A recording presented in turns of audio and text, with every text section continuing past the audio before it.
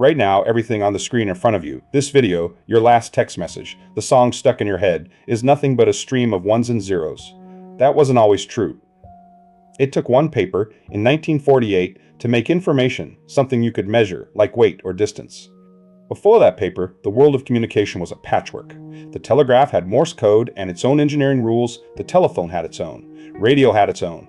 Nobody thought they were secretly the same problem, because nobody had a shared language to describe what a message even was. A telegraph engineer thought in dots and dashes. A telephone engineer thought in voice bandwidth. A radio engineer thought static and fading signals. Each solved real problems brilliantly, but with no common mathematics connecting any of it. And everyone agreed on one thing: noise was the enemy, and it was undefeated. Any real wire or radio signal picked up static and interference. The assumption was simple and, everyone believed, unavoidable. Some errors were just the permanent cost of sending anything at all. The person who would tear that assumption apart was born April 30th, 1916, in Petoskey, Michigan, and raised in nearby Gaylord.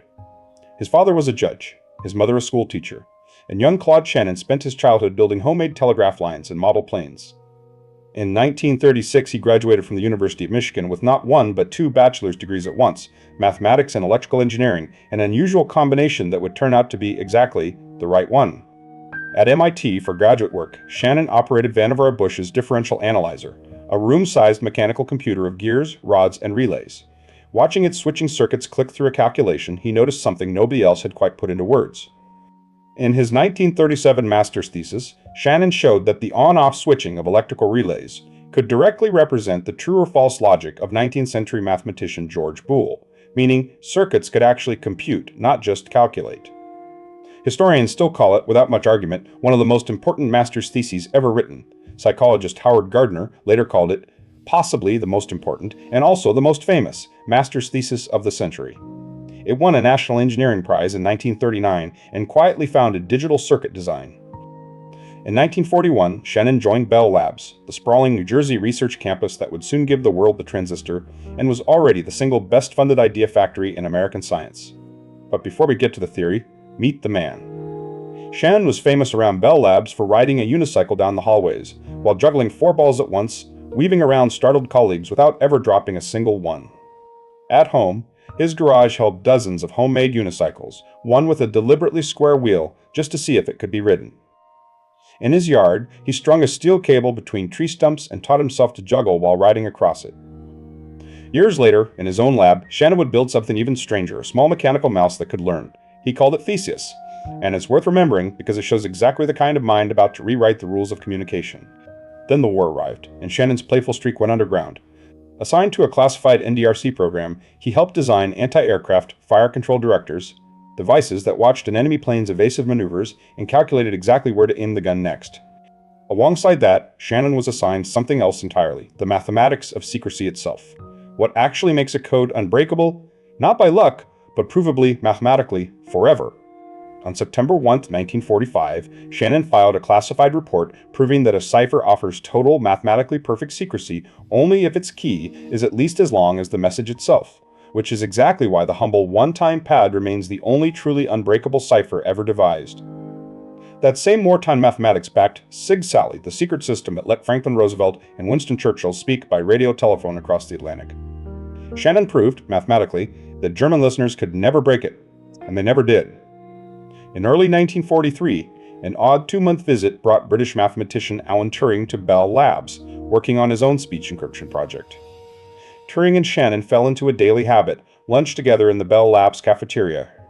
Because Turing was breaking codes and Shannon was making them, the two men were kept firmly apart on the actual classified work. So over their lunch trays, Shannon later recalled, they talked instead about computing machines, and whether a machine could ever really think. By the war's end, without quite planning it, Shannon had assembled every piece he would need: Boolean logic from his thesis, the precise mathematics of uncertainty from cryptography, and a habit of asking the deepest possible version of any question. Peacetime was about to hand him the biggest one yet. Back at Bell Labs after the war, Shannon returned to a question that had nagged the whole telephone industry for decades. What, exactly, is a message? Telephone engineers wanted the fastest, most reliable way to send one down a wire, but nobody could define what was actually flowing through it. Shannon's first move was almost shockingly radical: throw out meaning entirely.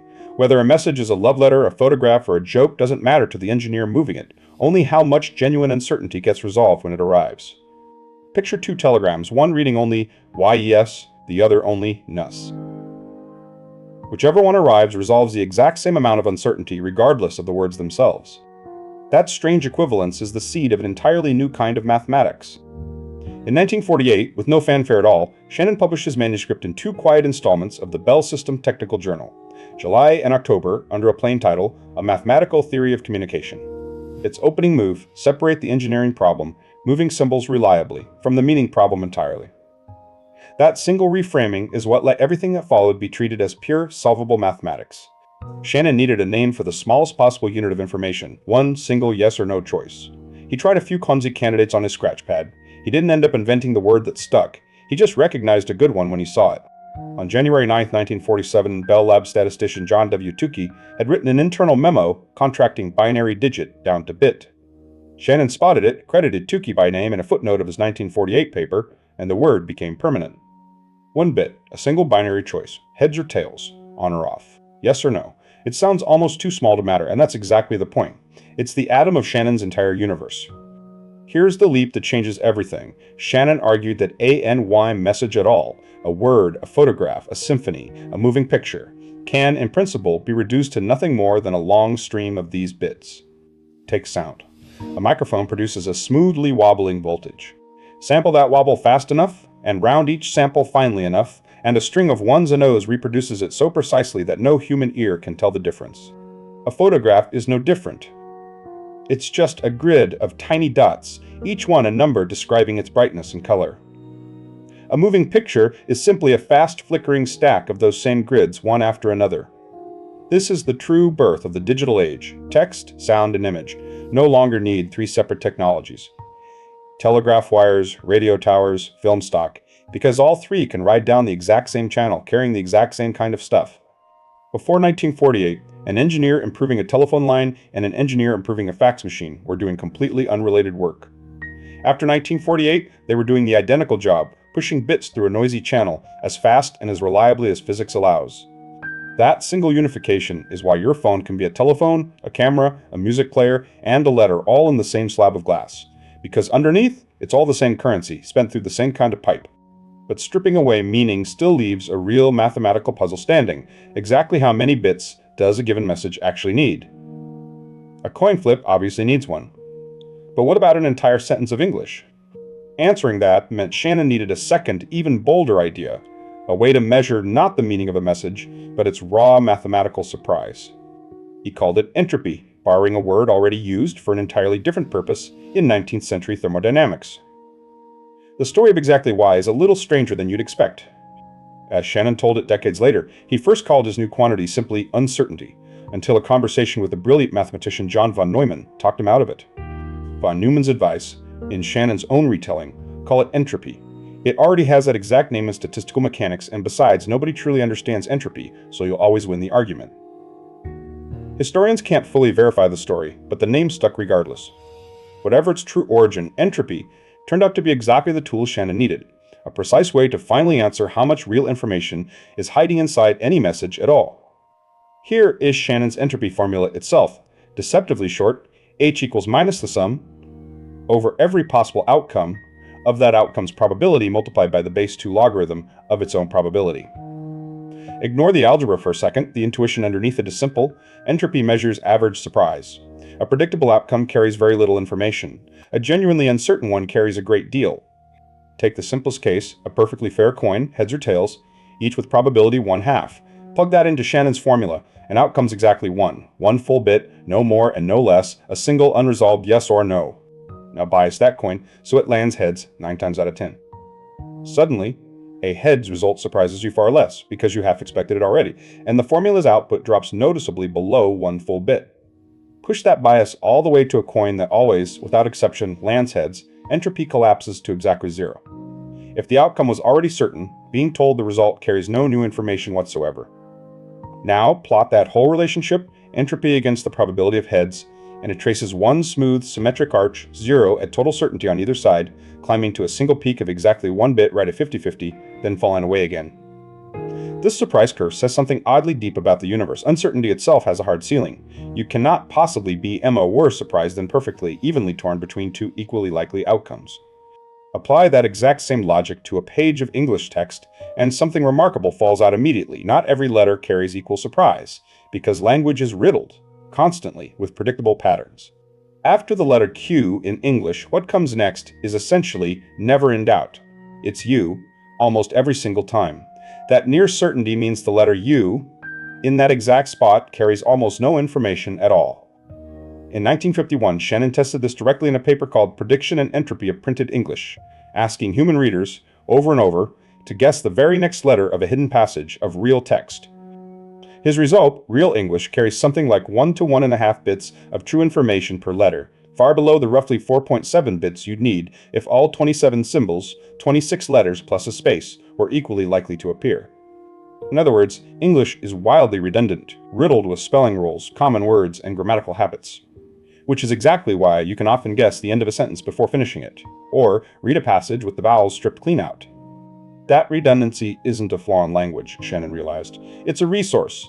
It's the exact same property that lets a scratched CD keep playing cleanly, or a spotty phone call still make perfect sense despite dropped syllables. Entropy, then, is Shannon's precise answer to how much information is really in a message, not its word count, not its length in letters, but the true, irreducible uncertainty a receiver doesn't already expect. And once you can measure information this precisely, in bits, one enormous engineering question suddenly becomes answerable for the very first time. Exactly how fast can any real channel carry it? Wire? Radio? Deep space link? Before noise starts eating your bits alive? That question, the hard, physical speed limit of communication itself, is the third and single most explosive idea in Shannon's paper, and the one that would take engineers half a century to fully catch up to. First, though, Shannon had to formalize exactly what noise actually costs you. Every real channel, however carefully engineered, carries some random static that corrupts the signal, flipping or erasing bits along the way. For decades, engineers had exactly one crude weapon against this. Repeat yourself, add a checksum, slow everything down, brute force redundancy, with no real theory saying how much was truly necessary or how much was simply wasted effort. Shannon wanted an exact number instead. Given a channel's bandwidth and its noise level, what is the absolute maximum rate, in bits per second, at which information can be sent with an arbitrarily small chance of error? The answer he found would be so precise, so mathematically hard-edged, that it reads less like an engineering estimate and more like a fundamental law of physics. Shannon's answer built openly on two earlier Bell Labs results. Harry Nyquist had shown, in 1924 and 1928, exactly how many independent pulses a wire of a given bandwidth could carry per second. Ralph Hartley, also in 1928, leaked transmitted information directly to bandwidth and time. Nyquist and Hartley had shown how much raw bandwidth bought you. What neither of them had was noise anywhere in the equation, the one thing that actually limits every real-world channel. Shannon folded noise directly into the mathematics and arrived at one clean formula, now called the Shannon-Hartley theorem, channel capacity C equals bandwidth B times the logarithm base 2 of 1 plus the signal-to-noise ratio. Read it slowly, and it says something almost unreasonable. For A and Y channel at all, copper wire, radio spectrum, laser beam, even a whisper across a noisy room, there exists one exact number in bits per second, above which reliable communication becomes mathematically impossible, no matter the engineering. Notice the shape of the formula too. Double a channel's bandwidth and capacity roughly doubles, but because of the logarithm, doubling the signal strength itself buys you far less. Diminishing returns, built directly into the underlying physics of information. Here's the companion result that genuinely made engineers doubt their own eyes. B law that capacity. C, Shannon proved, codes exist that let you transmit with error probability as small as you like, arbitrarily close to zero, on a channel that is still undeniably noisy. That flew directly against the era's engineering common sense, which held that noise simply meant some irreducible error rate was the unavoidable cost of sending anything down a real imperfect wire. Shannon didn't just assert this, he proved it, with a clever trick called random coding. Imagine picking your code words utterly at random from an enormous list, then showing that, on average, across every such random choice, the scheme works almost perfectly below capacity. The catch, his proof showed good codes must exist somewhere in that vast haystack. It didn't hand engineers an actual buildable one to use. Shannon had drawn an exact map to a treasure without naming which shovel finds it.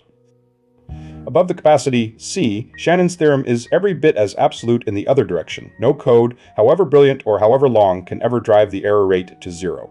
It is a genuine hard ceiling on physical reality, not merely a limit of engineering skills so far. This channel coding theorem is why C came to be known, informally, as the Shannon limit, the one precise number for any given noisy channel, marking the exact boundary between what physics allows and what it flatly forbids. The paper landed on desks at Bell Labs and beyond in 1948 to a genuinely mixed reception. Some engineers found parts of it too abstractly mathematical, while some mathematicians considered it too grounded in mere engineering to take fully seriously. The very next year, mathematician Warren Weaver co-published Shannon's work as an accessible book, The Mathematical Theory of Communication. And it was this version that carried the ideas far beyond the original telephone engineering audience. Within a decade, information theory had reshaped fields nobody had built it for at all. Genetics, linguistics, early artificial intelligence, and cryptography all quietly adopted Shannon's language of bits, entropy, and channel capacity. And yet the paper's single most world-changing promise, reliable transmission arbitrarily close to the Shannon limit, remained, for years afterward, a beautiful existence proof with no working machine standing behind it. Engineers of the early 1950s did have real tools, though. Richard Hamming, frustrated that his own computer halted completely over a single flipped bit instead of simply fixing it, devised the first genuinely practical error-correcting codes in 1950. Hamming's codes could catch, and even correct, scattered single-bit errors, a genuine leap forward. But at rates useful in the real world, they still left a gap of several decibels between what they achieved and Shannon's exact mathematical ceiling. Through the 1960s, Reed-Solomon codes and convolutional codes decoded with the Viterbi algorithm became the true workhorses of practical engineering, reliable, clever, and still, provably, several decibels short of Shannon's exact number. By the space age, NASA was flying concatenated Reed-Solomon plus convolutional coding on Voyager, then Galileo and Cassini, genuinely superb engineering, landing within roughly 1 to 1.5 decibels of the Shannon limit across billions of miles of empty space, and still, provably, short of it. For working engineers, that stubborn gap became almost a taunt, Shannon had proven, with total mathematical certainty back in 1948 that codes closing it completely must exist somewhere. 45 years later, nobody had found one.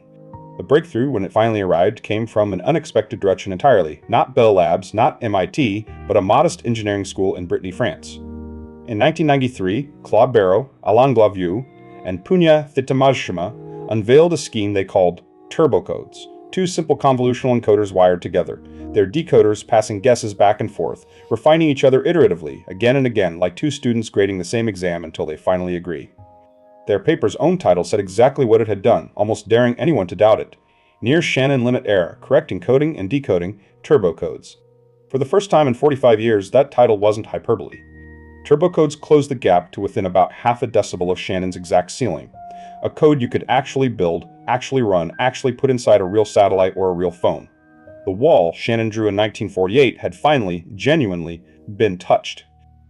Then came an even stranger twist. An even better answer had been sitting quietly on a library shelf the entire time, forgotten for over 3 decades. In 1960, a young MIT researcher named Robert Gallagher had invented, in his own doctoral thesis, a scheme called Low-Density Parity Check Codes, LDPC. Brilliant on paper, but hopelessly impractical to decode with the computing power of 1960. The field simply moved on and forgot it.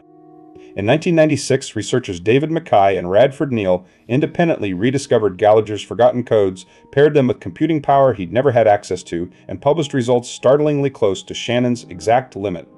Refined further, LDPC codes were eventually shown, in careful engineering papers, to approach within an almost absurd .045 of 1 decibel of the Shannon limit, a gap so small it is, for every practical purpose, 0.